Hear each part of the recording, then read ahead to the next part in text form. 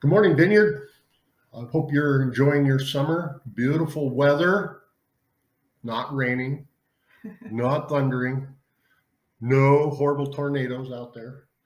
Beautiful day. So it's good to be with you today. For those of you that are on your vacations, we trust that you are minding your manners and being nice people everywhere you go, and that you're remembering Jesus along the way. We want to remind you to take pictures of your vacation and send them to us because we want to put them on our big wall and share them with everybody so that we can kind of keep connected a little bit. Yeah. So, anyway.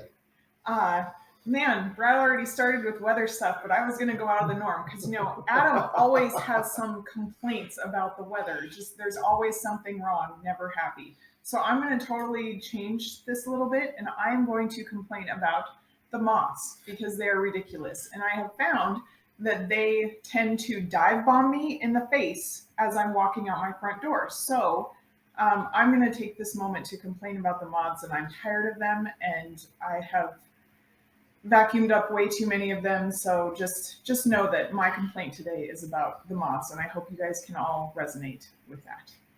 On the upside, the moths are very important. We'll have fat grizzly bears, and hopefully with so many moths, they won't eat so many people this year.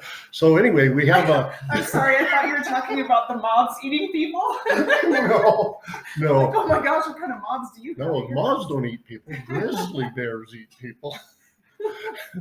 And there's a lot of people that think they're pets. I don't know why. So anyway, I want to remind you about our cornhole tournament coming up this weekend. It's a very important event, and we want you to be there. And I'm going to give a shout out to the OGs. I want you to be there because you're going to be represented by the Femme Fatale team of Darlene and Joanne, and they are going to be a force to be reckoned with. So come on out, enjoy it. We'll have lunch at about 11:30 right after lunch, and then following that we'll have a big celebration of cornhole. It's a great time. I really want you to come. It's so much fun.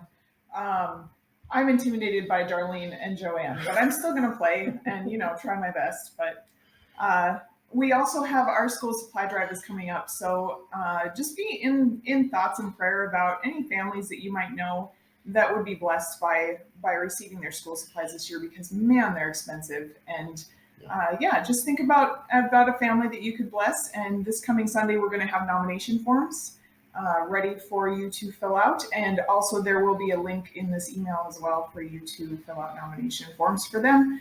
And also there will be also that link for the cornhole sign up too. So everything you need is in this email.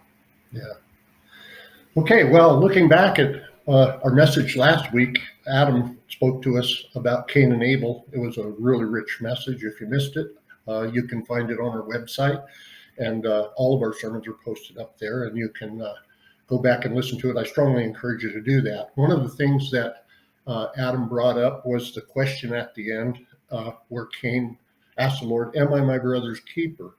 And as our former pastor Alan used to say, the biblical story tells us it's a resounding yes. We are our brother's keepers. And so with that in mind, I'd just like to remind you that Jesus has called us to be a light in a dark world. And right now, many people are really experiencing a lot of anxiety. There's some really challenging times that we're living in politically and financially. Price of gas and stuff like that can be really threatening. A lot of people are really nervous. And anyway, we can, one way that we can practice being our brother's keeper is to keep ourselves in an attitude of gratitude. And so the difference between Abel became apparent with Cain and their offerings was that Abel offered from a grateful heart in keeping with God's order, and Cain was resentful and not so grateful. And so the challenge to us is to remain grateful. And how do we do that? We can do that between the Sundays by spending time with Jesus, just pausing several times a day, at least even once a day, and just to spend time with Jesus and just to recognize, to stop, to pause, and to practice his presence for a moment, and just to become mindful of all of the wonderful and great things that he has done for us and provided for us. He's given us everything we need for life and godliness. And so with that, when we begin to practice that, that gratitude begins to rise up, and we become really bright light and pictures of hope to people around us. And so when people are anxious and there's a hopeful person in the midst of them, it changes the whole atmosphere of the room. And so you can do that. And so anyway, I think Tara's got a story about. I do have a story. It's story time. Wow. I met a new friend on Monday night at our neighborhood July 4th celebration, and she actually was talking to me about how she gets so just frustrated while she's doing mundane chores like dishes and things like that. And in those moments, she will try to cheer herself up about the chore in gratitude, just saying, you know, I'm so grateful to have the food to put on the table and make these dishes dirty, and I'm so grateful to have the children that are eating this food and making the dishes dirty. So that actually gave me kind of more of a focus too, that I mean, last night I was kind of struggling with some things, and I practiced gratitude, and it's just it's a great thing to show people a positive, hopeful look on things. Like, even though I have to do this really difficult thing, I can be grateful that I have the ability to, or I have people that will walk through it with me. So we can be that light for people, and we can practice gratitude to Jesus for what he's given us. Even though there are hard times, Yes, he has given us blessings. Yes, he has. And so we're just going to recall Philippians 4, 6, and 7. And this is a familiar verse, but it's a good one. That's why it's familiar. Don't worry about anything. Instead, pray about everything. Tell God what you need and thank him for all he has done.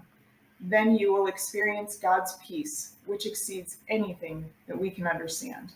His peace will guard your hearts and minds as you live in Christ Jesus. And that's Philippians 4, 6, and 7. So Vineyard, remember, sign up for Cornhole. Bring it. It's going to be so much fun, and we're going to enjoy some delicious food, and we will see you on Sunday. Yep. Bye.